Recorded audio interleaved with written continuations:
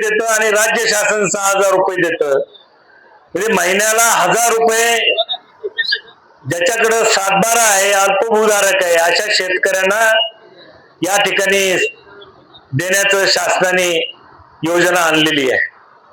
आणि आताच जे काही बजेटचं अधिवेशन चालू आहे आपल्या महाराष्ट्रामध्ये, त्या बजेटच्या मध्ये मुख्यमंत्र्यांनी कर्जमाफीची योजना परत एकदा जाहीर केलेली आहे.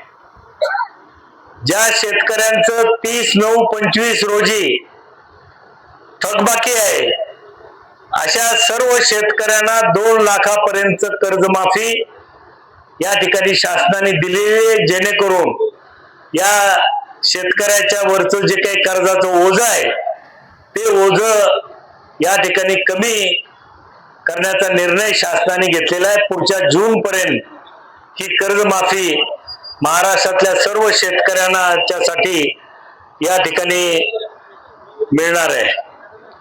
त्याचप्रमाणे विशेषतः महिला वर्गाला डोळ्यासमोर ठेवून मुख्यमंत्री पशुधन योजना आजच्या बजेटमध्ये जाहीर केलेली आहे, जेणेकरून बचत गटाच्या ज्या सदस्य आहेत,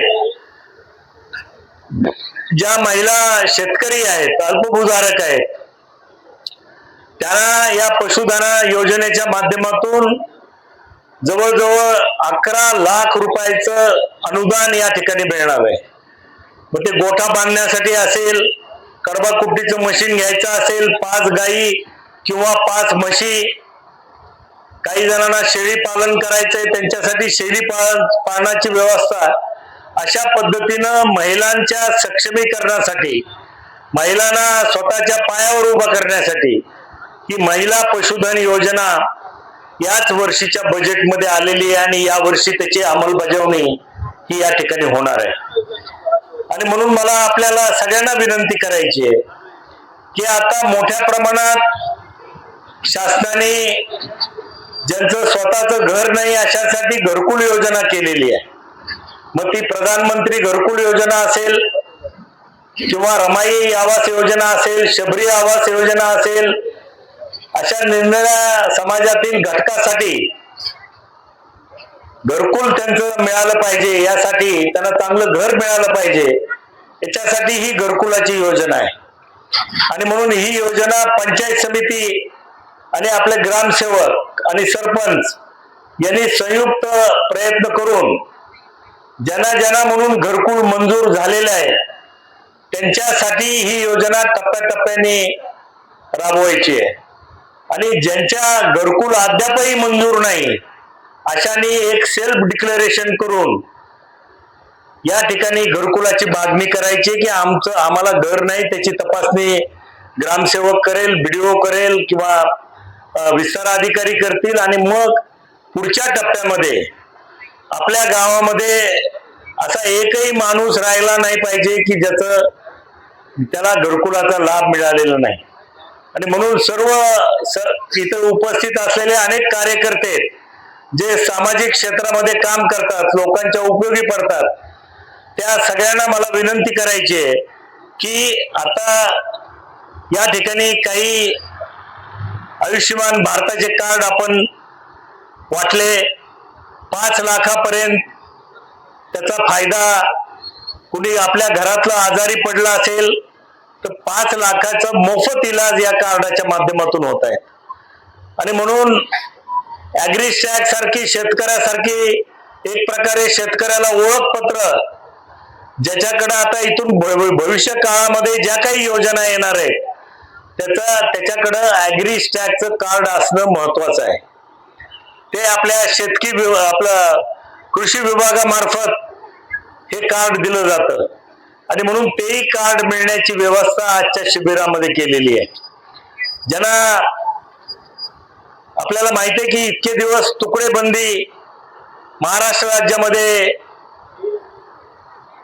तुकडेबंदीचा कायदा राबवला जात होता, परंतु म्हणजे ज्यांनी आता 1 गुंठा 2 गुंठा 3 गुंठा अशा राहण्यासाठी घर असेल त्याच्यासाठी ह्या जागा घेतलेल्या आहेत, त्याचं नियमाकुल करणं हे सुद्धा शासनाची योजना आहे. आणि म्हणून आपण या सगळ्या योजना समजून घेतल्या पाहिजेत आणि या योजनेचा लाभ मिळणं हे तुमचा अधिकार आहे. या ठिकाणी एखादा शासकीय कर्मचारी जेव्हा या योजनेचा लाभ तुम्हाला देत असतो ते तुमचा अधिकार म्हणून देत असतो, तुमच्यावर काही उपकार करत नाही कोणी. शासनाच्या योजना राबवणं हे अधिकाऱ्याचं काम आहे आणि त्यांच्यासाठीच त्यांना पगार दिला जातो. आणि म्हणून या योजना पारदर्शी पद्धतीनं राबवणं, त्याच्यामध्ये कुठेही भ्रष्टाचार होणार नाही याची काळजी घेणं हे जसं अधिकाऱ्याचं काम आहे तसं नागरिकाचं सुद्धा काम आहे. एखादा जर अधिकारी किंवा गाव पातळीवरचा कर्मचारी एखादी योजना देण्यासाठी जर तुम्हाला पैसे मागत असतील तर निश्चितपणानं जागरूक नागरिक या नात्यानं तुम्ही त्याची तक्रार ही केली पाहिजे. हे सगळे लाभ तुम्हाला फुकट कुठलाही पैसा न खर्च करता तुम्हाला मिळवता आले पाहिजेत. ह्या खरं म्हणजे हे शिबिर घेण्यामागचा उद्देश एवढाच आहे की या शिबिराच्या माध्यमातून ही सर्व कामे विनाविलंब या ठिकाणी व्हावीत.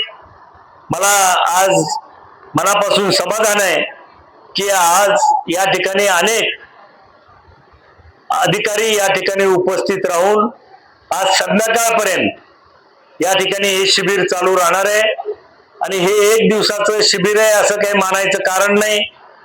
तुम्हाला योजना मिळण्यासाठी तालुक्याचे तहसीलदार, BDO, कृषी अधिकारी, आरोग्य अधिकारी हे तालुका स्तरावरचे जे काही अधिकारी आहेत त्यांच्याशी फोनवर किंवा प्रत्यक्ष जाऊन संपर्क करणं, आपला अर्ज देणं, कागदपत्र देणं हे आपलं काम आहे आणि त्याचा लाभ मिळवून घेणं हे आपलं काम आहे. आणि म्हणून मी आमदार या नात्यानं आपल्या सर्वांना विनंती करतो की सर्व योजनेचा, शासनाच्या योजनेचा लाभ जास्तीत जास्त लोकांनी या ठिकाणी घ्यावा. सर्व कार्यकर्त्यांना विनंती करतो की आपल्या गावातील जास्तीत जास्त लाभार्थ्यांना याचा लाभ मिळावा. आज मी माहिती घेतली आरोग्य अधिकाऱ्याकडून, आपल्या किट्टी आडगावमध्ये अद्यापही 425 लोकांना हे आयुष्यमान कार्ड वाटप झालेलं नाही. आणि म्हणून 425 लोक अद्यापही आपल्या गावात या ठिकाणी वंचित आहेत या योजनेपासून. आणि म्हणून गाव पातळीवरचे जे काही कर्मचारी आहेत त्यांनी पुढच्या 7-8 दिवसामध्ये हे जे काही 425 लाभार्थी वंचित राहिलेले आहेत त्यांना या आयुष्यमान कार्डाचं वाटप या ठिकाणी करावं. या ठिकाणी तालुका आरोग्य अधिकारी आहेत त्यांनाही मी ही सूचना देतो की प्रत्येक गावामध्ये आता हे योजना राबवण्याचं काम मागच्या 5-7 वर्षामध्ये 5 वर्षापासून चालू आहे. परंतु दुर्दैवाची गोष्ट आहे की 5 लाखाचा आरोग्यासाठी एखाद्या घरामध्ये दुर्दैवाने कोणाला कॅन्सर होतो, एखादा हृदयरोग होतो किंवा एखादं मोठं ऑपरेशन करायचं असतं पोटाचं, त्याच्यासाठी 5 लाखापर्यंतचं मोफत तुम्हाला इलाज करणारं कार्ड तुमच्याकडे असणं आवश्यक आहे. आणि म्हणून जास्तीत जास्त लोकांनी या सर्व योजनेचा लाभ या शिबिरातून घ्यावा अशा प्रकारची विनंती मी सर्व नागरिक बंधू भगिनींना या ठिकाणी करतो. आणि आपण मोठ्या संख्येनं या शिबिरामध्ये सहभाग घेतला त्याच्याबद्दल सर्व या ठिकाणी नागरिकांना मनापासून धन्यवाद देतो. व्यासपीठावर बसलेल्या सरपंचांना विनंती करतो की आपल्या गावामध्ये 100% शासनाच्या योजना आपण राबवण्यासाठी पुढाकार घ्यावा, जास्तीत जास्त लोकांना हा लाभ मिळवून द्यावा, जेणेकरून पुढच्या वेळेस तुम्हाला परत सरपंच व्हायचा असेल तर गावातले लोक तुम्हाला विसरणार नाहीत. जास्तीत जास्त लाभ जर आपण दिला तर चांगला सरपंच या नात्यानं परत तुमची फेरनिवड करतील.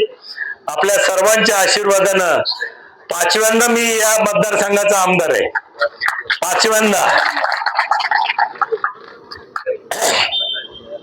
आणि लोक, याचा अर्थ मी असा समजतो की लोक चांगलं काम केल्यानंतर परत परत संधी देतात. आणि म्हणून सर्व कार्यकर्त्यांना मला विनंती करायची आहे की आपल्या गावामध्ये असंच चांगलं काम करा जेणेकरून तुम्हाला एकदा नाही तर 3-3, 4-4 वेळेस सरपंच पदाची संधी मिळेल अशा पद्धतीनं प्रत्येक लाभार्थ्याला जर तुम्ही शासकीय योजनेचा लाभ मिळवून दिला तर ते नागरिक तुम्हाला कधी विसरणार नाही. आणि म्हणून मी आजच्या या शिबिराच्या माध्यमातून या ठिकाणी 5-10 मिनिटं थांबणार आहे. कोणाच्या काही वैयक्तिक अडचणी असतील तर एकेकाने सगळ्यांनी व्यासपीठावर गर्दी करण्यापेक्षा प्रत्येकाने मला स्वतंत्र जर भेटलं तर निश्चितपणानं त्याच्या प्रकरणामध्ये लक्ष घालून त्याचं काम ताबडतोब करण्याची ग्वाही मी देतो. आपण मला या ठिकाणी उद्घाटक म्हणून बोलवलं आणि आपल्याशी संवाद मला या निमित्तानं साधता आला. जिल्हा परिषद प्राथमिक शाळेचे मुख्याध्यापक श्री स्वामी यांनी चांगलं या ठिकाणी स्वागत गीत आणि शेतकरी गीत या ठिकाणी सादर केलं. त्याबद्दल मी त्यांचं सुद्धा मनापासून या ठिकाणी अभिनंदन करतो आणि सर्व जणांचं आभार मानून मी आपली रजा घेतो. जय हिंद, जय महाराष्ट्र. जमिनी असताना वेगवेगळे नाव असतात, आधार प्रमाणीकरण नसेल ते पण काम ॲग्रीस्टॅग प्रलंबित आपण पूर्ण करून घेणार आहोत. एसटी महामंडळाचे तुम्हाला सगळ्यांना माहिती आहे की मोफत पासची NCMC ची स्मार्ट कार्ड स्कीम शासनाने लागू केलेली आहे. सर्व नागरिक हे माजलगावतील बस स्टँड मध्ये जाऊन ते कार्ड काढून घेत आहेत. तर एसटी महामंडळाचं देखील आपण इथं कार्ड एक स्टॉल लावलेला आहे.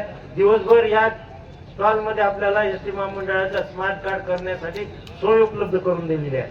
पशुसंवर्धन विभाग, बचत गट, लाडक्या बहिणीचे काही अडचणी असतील ते देखील आपण इथं स्टॉल मध्ये अधिकारी बसलेले आहेत. सर्व या सोयी या ठिकाणी उपलब्ध करून देण्यात आलेल्या आहेत. PM आहे त्या संबंधी काय अडचण असेल तर आपल्या इथं स्टॉल लावलेला आहे, त्यामध्ये देखील आपण काम करून घ्यायचंय. सर्व नागरिकांना एवढी विनंती आहे की शासन आपल्या दारी उपस्थित राहून आपल्याला सेवा देत आहे.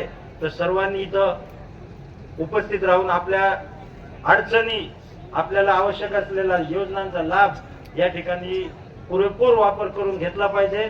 एवढे बोलून मी माझे 2 शब्द संपवतो. जय हिंद, जय महाराष्ट्र.